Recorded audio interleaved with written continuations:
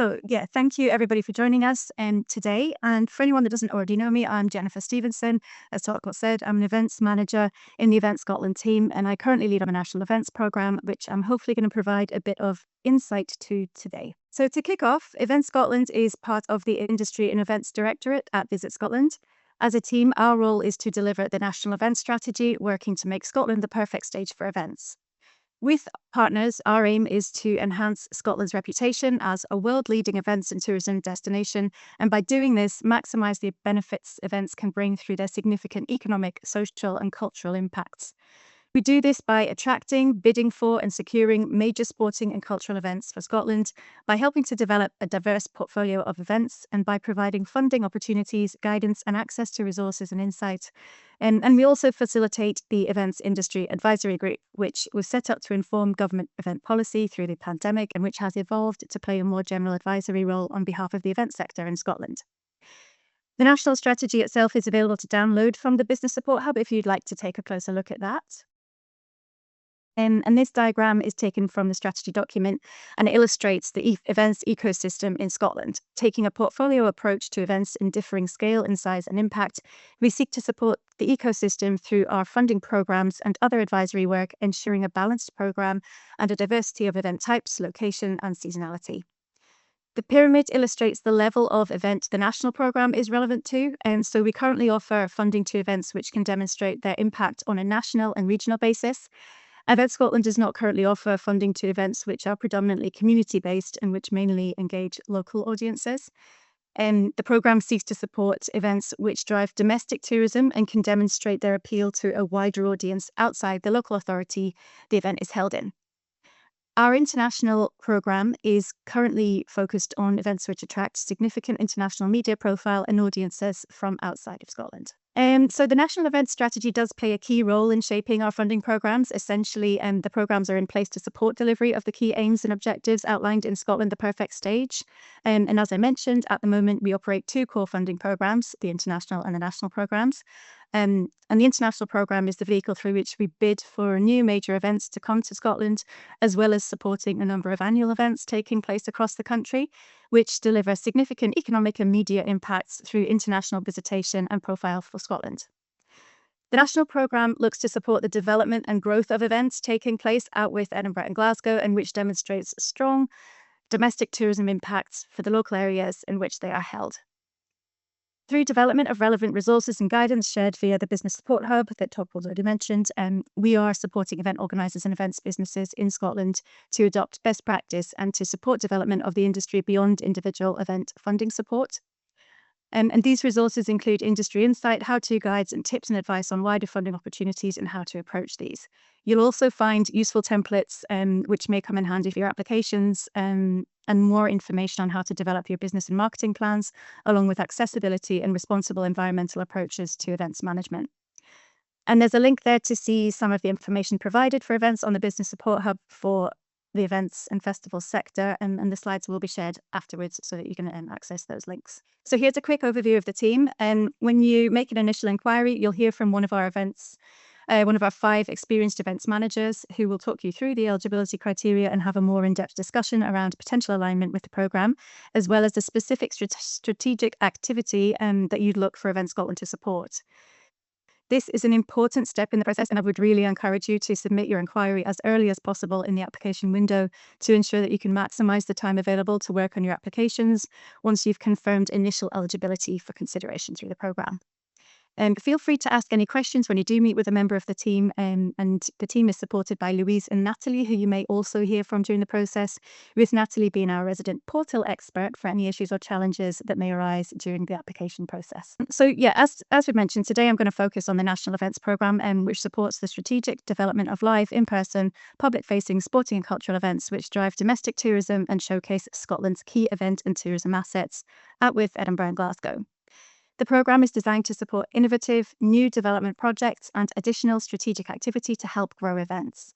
Applicants can apply for awards of between £5,000 and £25,000, and applications are assessed on their merits with a limited budget. The programme is very competitive. The Event Scotland team will always look at the event we'll look at ways the event will create a positive impact for the host region and for Scotland as a whole. And if you can access the Business Support Hub, the full page and criteria for the National Events Programme is linked here as well. So events are assessed on their financial viability and event management and marketing experience, as well as their ability to support the current identified key strategic outcomes, which are supporting and growing the tourism economy. And here we are looking at expected visitor numbers and economic impact, the draw of the event for visitors to the area, the capacity for continued growth, and opportunities to showcase local business, produce and talent. Next is community. So, for example, does the event provide unique and positive opportunities for local communities to access, engage, volunteer, or experience something new, to learn a new skill, or provide a platform to showcase local talent? And then environment. For example, does the event showcase innovative best practice in this area? Is it strongly communicating its strategies to minimize environmental impacts and to take a responsible tourism approach? And is it looking to continuously improve in this area? And possibly, is it looking to do that with funding support from Event Scotland? Workforce. So as a condition of funding, we do ensure that all events are compliant with the Fair Work First principles identified by Scottish Government, and I'll come on to that in a bit more detail later in the presentation. And reputation profile. In this area, assessors are looking at the fit with local event and tourism strategies and any wider contribution to local priorities. In addition to this, we look at the potential for events to positively showcase or position the area in the media, locally, nationally, or internationally. And events' ability to deliver against these impacts will determine any Event Scotland funding offer, with the main emphasis being on driving additional economic impact and media profile to showcase regions across Scotland. So as part of that initial inquiry process, we will check that events meet the essential eligibility criteria before granting access to the funding portal and completing a full application. And to note the upcoming deadlines that hopefully everyone is already aware of, and also to note that you must apply to the correct deadline depending on the date of your event. So the first one is Wednesday, the 22nd of October at 2 p.m, and that is for events taking place between April and September 2026. And the second deadline is Wednesday, the 14th of January 2026, also at 2 p.m, and that's for events taking place from September to December 2026. And you'll note there that events taking place in September can choose whether to apply in October or whether to wait until January, but not both. So eligible events will need to confirm that they can demonstrate that they benefit the local area through driving tourism and showcasing key assets, attracting at least 1,000 attendances to ensure funding goes to those events which have the strongest impacts for the areas in which they are held, have operating budgets of at least £20,000 to ensure that they don't breach that maximum 25% investment that is allowed, and have capacity to grow and have identified a clear strategic development role for Event Scotland to support, as we don't provide core funding. So there are a maximum of 3 funding rounds available to events on an individual application basis, and these don't have to be on a consecutive basis though. This programme is designed to support project costs, which includes additional elements, innovations, or new activity aimed at enhancing and developing events. And as shown, this may include strategic marketing and PR focused on growing out-of-region audiences, hired equipment to improve the visitor experience or to increase capacity where demand can be demonstrated, or initiatives aimed at enhancing the contribution towards responsible tourism. Equally, it could be initiatives or developments which improve accessibility and inclusion at the event. All proposed activity should have clear intended outcomes, which will be measurable and will be reported on post-event. So this slide gives a quick overview of ineligible activity for funding. And as we mentioned, the programme is a strategic development programme. It does not provide ongoing startup or core funding. We do look to support viable events which can demonstrate that their core costs are covered from other income sources. And if an applicant states that an event will not go ahead at all without Event Scotland funding, it is unlikely to attract support from the programme. Other ineligible activity includes significant capital costs, including equipment and infrastructure purchases, funding to fill gaps left by other funds or sponsorship being withdrawn, and hospitality or costs associated with comp tickets. There are also a number of ineligible event types, which I've given a few examples of here. This list is not exhaustive though, and it is important to refer to the criteria document, which is published on the national programme pages on the Business Support Hub website for that full list of events.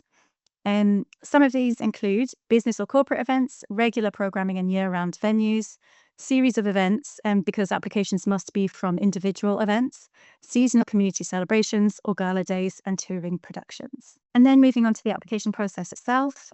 After the inquiry process is completed, and if there is an alignment with the programme identified, then full access to the application process on our funding portal is granted, and applicants must submit by the published deadline for the relevant funding round.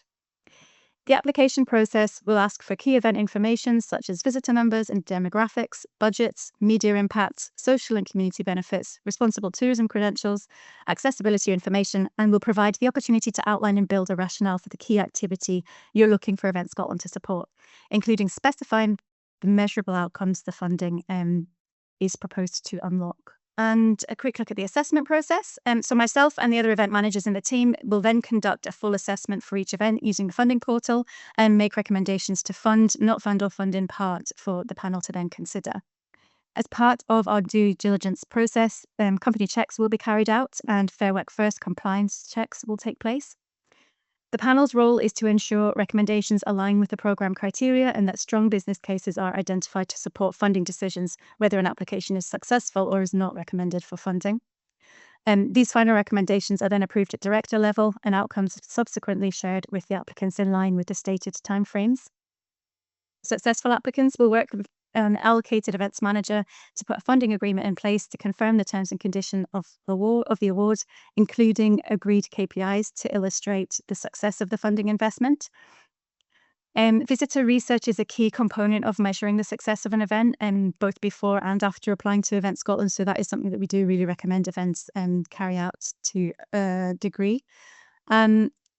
The opportunity for feedback on any unsuccessful applications is always offered to applicants, and we do really recommend that that opportunity is taken up, although the funding decisions are final and there is no appeals process for this programme. So the Scottish Government's Fair Work First framework now includes mandatory elements for recipients of public sector grant funding. Some of you may already be well versed in this area and be aware that funding applicants must demonstrate compliance in the stated areas before any offer of funding can be made. There are 7 key areas in the framework, with 2 being mandatory. And they are payment of at least the real living wage for all employees and contractors working on the applicant event, alongside providing appropriate channels for effective workers' voice, both individually and collectively. And there are 5 further areas which are described as desirable, and if not already in place, applicants should demonstrate that they are working towards adopting these practices as well.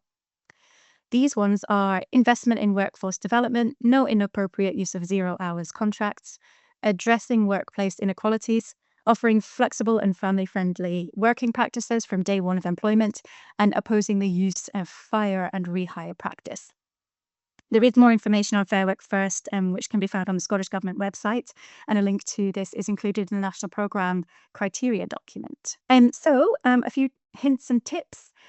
As I've already said, submitting inquiries early and taking up the opportunity to speak to a member of the team before completing an application is essential, I would say.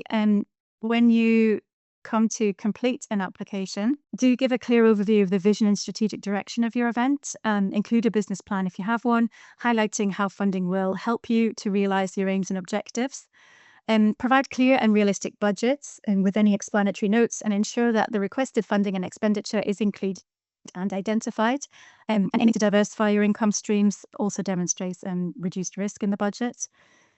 If your request includes any marketing activity, do ensure that you also provide a marketing plan which outlines proposed activity, core activity, and costs at a minimum.